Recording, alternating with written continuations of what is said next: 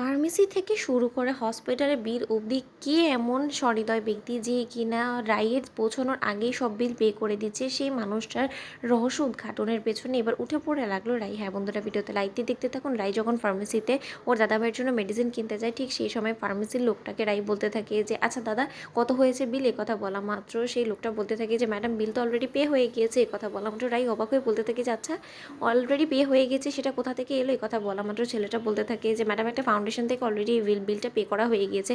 এই কথা বলা মাত্র রাই বলতে থাকে যে আচ্ছা দেখুন তো, কার ক্রেডিট কার্ড থেকে এই বিলটা পে করা হয়েছে, মানে কার নামে আছে, এটা একটু দেখবেন দাদা।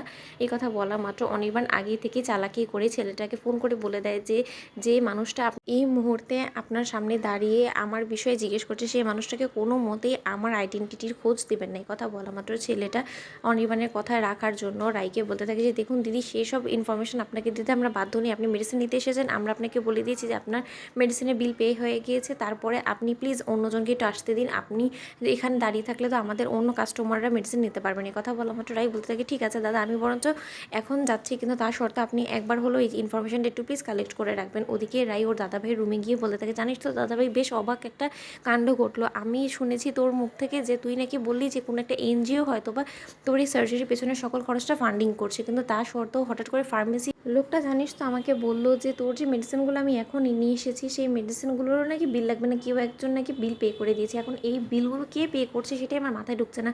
আর যেই ব্যক্তি এই বিলটা পে করেছে সে কী করে জানলো যে আমি এই মুহূর্তে ফার্মেসিতে আছি আর আমি তোর জন্য মেডিসিন কিনতে যাব?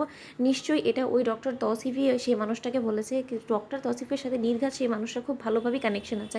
একথা বলা মাত্র রায়ের দাদাভাই রাইকে থামিয়ে দিয়ে বলে থাকে যে রাই, দোহাই তোর, প্লিজ তুই এখানে এসেছিস, যতক্ষণ থাকবি প্লিজ ভালো মানুষের মতন থাক। এখানে এসে তুই শুধু শুধু এরকম ইনভেস্টিগেশন করা শুরু করে দিস না। এখানে আমাদেরকে ব্যতিব্যস্ত করে তুই কী পাচ্ছিস বলতো? তুই বরঞ্চ তোর অফিসে গিয়ে বসে থাক, সেখানেই বরঞ্চ তোকে ভালো বেশি মানায়। এ কথা বলা মাত্র রাই বলতে থাকে দাদাভাই, তুই এরকম রেগে যাচ্ছিস কেন বলতো? আমি তো শুধু এটা বলছি যে সেই মানুষটা কে, সেই মানুষটার কাছে অন্তত আমাদের কৃতজ্ঞতা প্রকাশ তো অন্তত করা উচিত, কারণ সে এত কিছু করছে তোর জন্য, কিন্তু তার সত্ত্বেও সে একবারও আমাদের মুখোমুখি হলো না। সেটা কী কারণে সে আমাদের সাথে এরকম লুকোচুরি খেলছে, সেটাও তো অন্তত জানতে হয়।